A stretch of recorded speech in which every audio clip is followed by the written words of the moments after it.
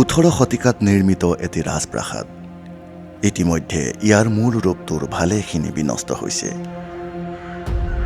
বহু শাখা প্ৰশাখাত বিভক্ত কেইবাটিও খলপাযুক্ত এই প্ৰাচীন স্থাপত্য বিশেষটিয়ে যিকোনো দৰ্শনাৰ্থীৰ মনত কৌতূহল জন্মাব পাৰে। এই ঐতিহাসিক প্ৰাসাদৰ নাম তলাতল ঘৰ। হিন্দু ধৰ্মীয় পুৰাণ মহাকাব্যৰ পৃষ্ঠাত প্ৰাচীন কামৰূপ ৰাজ্যৰ বৰ্ণনা পোৱা যায়। সেই কামৰূপ ৰাজ্যই বৰ্তমানৰ অসম বুলি চিহ্নিত কৰা হয়। আনহাতে ঐতিহাসিক দৃষ্টিকোণৰ পৰা বহু ঘটনাবহুল পৰিক্ৰমা তথা উত্থান পতনৰ সাক্ষী এই মহাবাহু ব্ৰহ্মপুত্ৰ আৰু ইয়াৰ দুয়োপাৰ। চীন ব্ৰহ্মদেশৰ সীমান্তৱৰ্তী অঞ্চলৰ পৰা বিখ্যাত টাই মংগোলীয় গোষ্ঠীৰ এদল লোক আহি ত্ৰয়োদশ শতিকাত অসমৰ ভূখণ্ডত প্ৰৱেশ কৰে। এই প্ৰদেশত আহোম নামেৰে পৰিচয় লাভ কৰা এই জাতিৰ ৰাজবংশই একেৰাহে 600 বছৰ জুৰি এই ৰাজ্যত শাসন কৰে। উজনি অসমৰ শিৱসাগৰ জিলাই আছিল আহোম শাসনতন্ত্ৰৰ প্ৰাণকেন্দ্ৰ।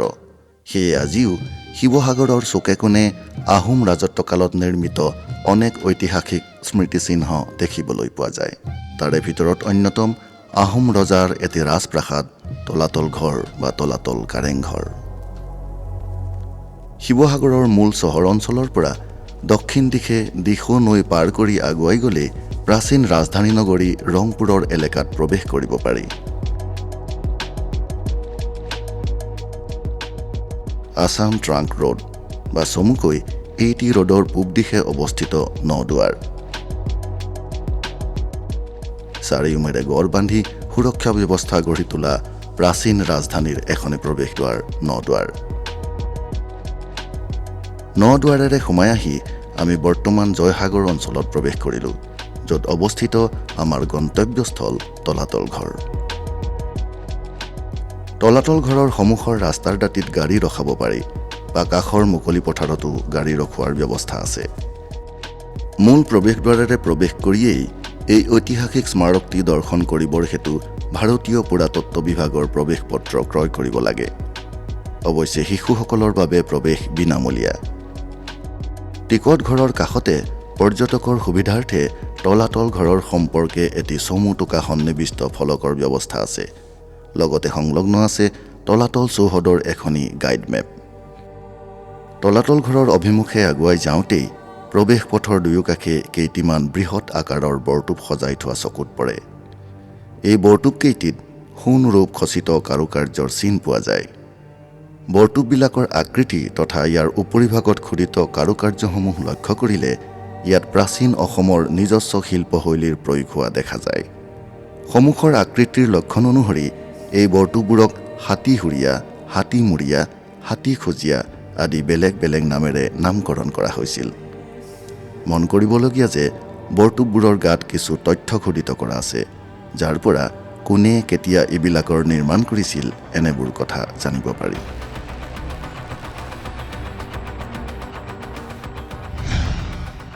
চাৰিওমেৰে গড়মৰা এক আহল বহল প্ৰাংগণৰ মাজত অৱস্থিত একালৰ অসমৰ ৰাজধানী ৰংপুৰৰ মূল ৰাজপ্ৰাসাদ তলাতল ঘৰ। এই তলাতল ঘৰ ৰজাৰ আৱাসস্থল হোৱাৰ লগতে আছিল ৰাজ কাৰ্যালয় তথা সেনা ছাউনী, বন্দীশাল, ঘোঁৰাশাল আদিৰে পৰিপূৰ্ণ এক সুপৰিকল্পিত দুৰ্গ ব্যৱস্থা। আহোম ৰাজবংশৰ 33 সংখ্যক ৰজা স্বৰ্গদেউ ৰাজেশ্বৰ সিংহৰ দিনত 1751 খ্ৰীষ্টাব্দৰ পৰা 1769 খ্ৰীষ্টাব্দৰ ভিতৰত এই পকী ৰাজ অট্টালিকা নিৰ্মাণ কৰা হৈছিল। বুৰঞ্জীয়ে দিয়া তথ্যৰ ভিত্তিত বিস্ময়কৰ এই তলাতল ঘৰৰ এক পৰিক্ৰমা কৰিবলৈ আগুৱাই যাওঁ আহক। তলাতল ঘৰৰ কাষ চাপি যাওঁতেই সোঁফালে দীঘলকৈ থকা দুৱাৰ খিৰিকীবিহীন অংশটি প্ৰত্যক্ষ কৰি মনত কৌতূহল জাগে। এই অংশত পোতাশাল বা বন্দীশাল আছিল বুলি জনা যায়। তলাতল ঘৰৰ মূল প্ৰৱেশদ্বাৰত বৰ্তমানে সংযুক্ত এই চিৰিখনৰ অবিহনে এই অংশৰ কল্পনা কৰিলে সহজে অনুমান কৰিব পৰা যায় যে এই অংশটি হাতীৰ পিঠিত উঠা নমা কৰিবৰ চলোৱাকৈ নিৰ্মাণ কৰা হৈছিল। এই অংশতেই ৰজাই হাতীৰ পিঠিত উঠা নমা কৰি ৰাজপ্ৰাসাদলৈ অহা যোৱা কৰিছিল বুলি জনা যায়। চিৰিয়েদি উঠি প্ৰথম মজিয়াত উপস্থিত হৈয়েই প্ৰৱেশস্থলৰ দুয়োকাষে কাঠৰ খুঁটা থকাৰ স্পষ্ট চিন পোৱা যায়। এই স্থানত কাঠ বাঁহেৰে সজা বাটচৰাৰ দৰে ঘৰ সংলগ্ন আছিল। সামান্য আগুৱাই গ'লেই সোঁফালে পূবলৈ বিস্তৃত এক মুকলি মজিয়া দেখা যায়। বুৰঞ্জীৰ তথ্য অনুসৰি এই স্থানত আইনী বিচাৰ প্ৰক্ৰিয়া তথা প্ৰতিৰক্ষা বিভাগৰ কাৰ্যালয় আছিল। কাষতে ভগ্নপ্ৰায় অৱস্থাত বহু খিৰিকীযুক্ত এটি কোঠালি সংযুক্ত আছে, য'ৰ পৰা কেইবাটিও দিশত নিৰীক্ষণ কৰিব পৰা ব্যৱস্থা থকা দেখা যায়। এই ঘৰটিৰ পৰাই ৰাজকীয় চিপাহী চন্তৰীয়ে কাৰেং চৌহদৰ ওপৰত নিৰীক্ষণ কৰি পহৰা দিছিল বুলি জনা যায়। উল্লেখনীয় যে এই পকী তলাতল ঘৰৰ প্ৰথম মজিয়াৰ ওপৰত কাঠ বাঁহেৰে অতি বিতোপনকৈ সজা অনেক কোঠালি আছিল। আহোম ৰাজতন্ত্ৰ কঁপাই যোৱা মোৱামৰীয়া বিদ্ৰোহৰ সময়ত সেই অংশটি অগ্নিত জাহ গ'ল। প্ৰৱেশ পথৰ পোনে পোনে উত্তৰ দিশলৈ দীঘলীয়াকৈ থকা মজিয়াৰ ওপৰত কাঠ বাঁহেৰে সজা কোঠালিবোৰক বৰচৰা, সৰু চৰা, ভিতৰ চৰা আদি নাম দি ভাগ ভাগ কৰা হৈছিল, য'ত ভাগে ভাগে যথা নিয়ম অনুসৰি বিভিন্ন ৰাজকীয় মেল বহিছিল বা কোনোবাটো অংশ আছিল ৰজাৰ জিৰণি কক্ষ। চৰাঘৰ অঞ্চলৰ পৰা অলপ আছুতীয়াকৈ পূব দিশত থকা দুচলীয়া চালিযুক্ত এই কোঠাটিক ৰাজকীয় প্ৰসূতি গৃহ বুলি চিনাক্ত কৰা হৈছে। চৰাঘৰ থকা অংশৰ পৰা পশ্চিমলৈ মূল তলাতল ঘৰৰ গাতে লাগি থকাৰ দৰে সজা এই অংশটি ৰজাৰ মূল আৱাসস্থল ৰাজকাৰেং। কাৰেংঘৰৰ উত্তৰ পশ্চিম দিশত এটি অষ্টকোণীয়া মন্দিৰ, য'ত ৰাজকীয় পূজা সেৱাৰ কাম সম্পাদন হৈছিল। মন্দিৰৰ সন্মুখৰ মজিয়াত পকী পীৰাৰ দৰে আসনৰ ব্যৱস্থা দেখা যায়, যি অংশত এটি চৰাঘৰ আছিল বুলি জনা যায়। মন্দিৰটিৰ কাষৰ কোঠালিটোক অতিথিগৃহ বা পূৰ্বপুৰুষৰ ঐতিহ্য সম্বলিত কোঠা বুলি কোৱা হৈছে, য'ত ৰজাই বিশেষ অতিথিক সাক্ষাৎ কৰিছিল। ৰংপুৰৰ এই ৰাজকাৰেং ৭ মহলীয়াকৈ সজা হৈছিল। আশ্চৰ্যজনকভাৱে মাটিৰ তলত ৩ মহলা আৰু ওপৰত ৪ মহলা।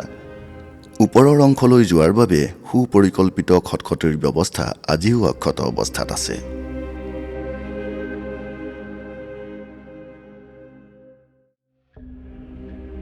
মাটিৰ তলত থকা কোঠাবোৰলৈ যোৱাৰ পথ নিৰাপত্তাজনিত কাৰণত ৰুদ্ধ কৰি দিয়া হ'ল। বুৰঞ্জীত উল্লেখ থকা মতে এই ৰাজকাৰেঙৰ পৰা মাটিৰ তলেৰে 2টা সুৰংগ পথ আছিল।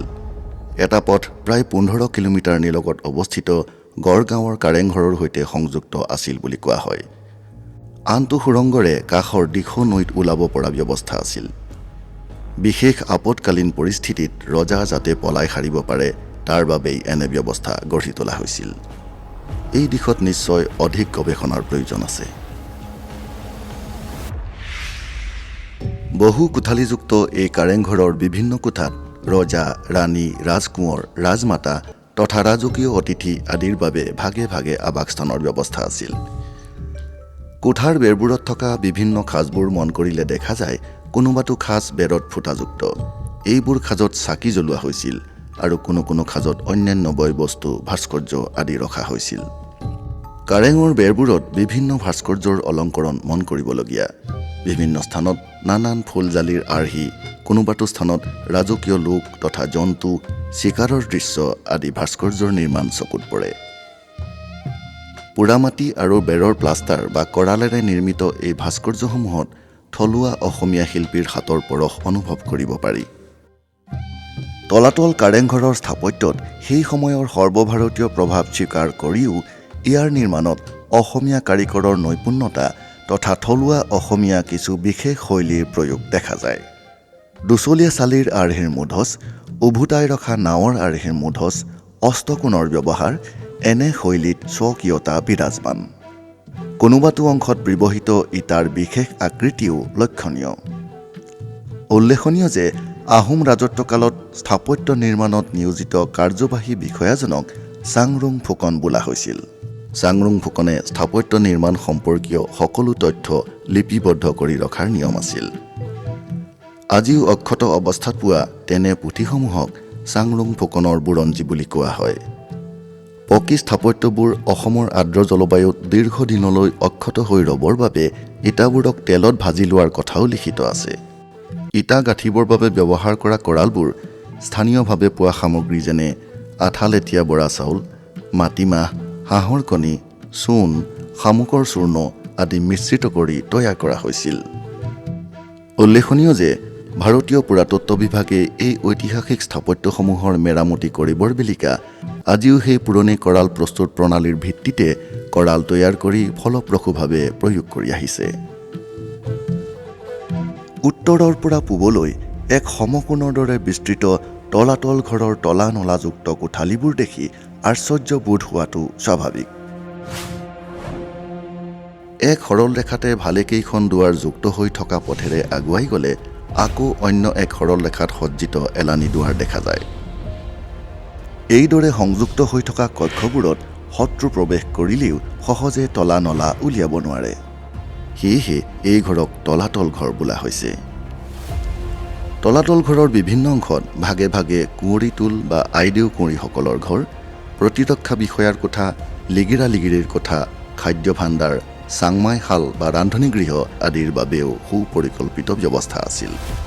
তলাতল চৌহদৰ ভিতৰত ভালেকেইটি পুখুৰী থকাৰ উপৰিও পানী যোগানৰ বাবে প্ৰায় 1 কিলোমিটাৰ নিলগত থকা জয়সাগৰ পুখুৰীৰ পৰা পকী নলৰ জৰিয়তে পানী বোৱাই অনাৰ ব্যৱস্থা কৰাৰো চিন মোকাম পোৱা যায়। ঐতিহ্যমণ্ডিত নগৰী শিৱসাগৰৰ এই তলাতল ঘৰৰ দৰ্শনে যিকোনো দৰ্শনাৰ্থীকে আপ্লুত কৰি তুলিব পাৰে।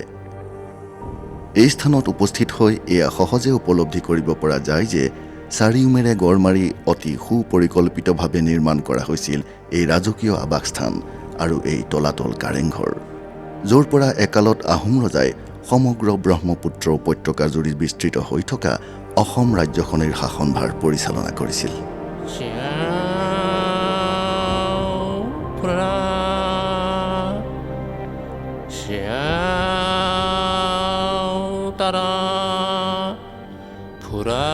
Tara along sikira ni pan boy mo siyaw kao